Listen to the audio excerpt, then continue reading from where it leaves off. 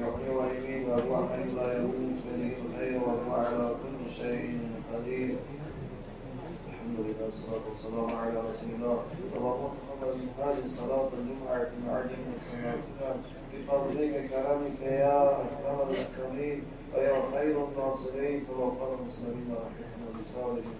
اللهم ربنا افتح بيننا وبين قومنا بالحق وأنت خير الفاتحين برحمتك يا رب. صلاة الجنازة.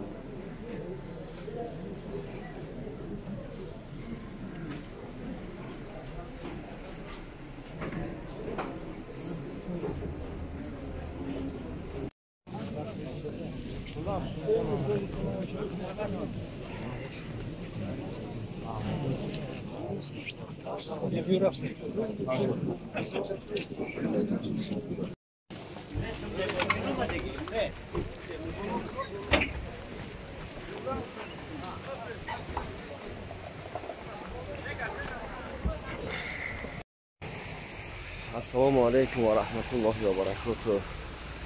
خب برادرای عزیز، امروز جنازه بود از همسایه قشلاق ما. یک مادر از عالم چشم پوشید. در حقش دعاگو باشید.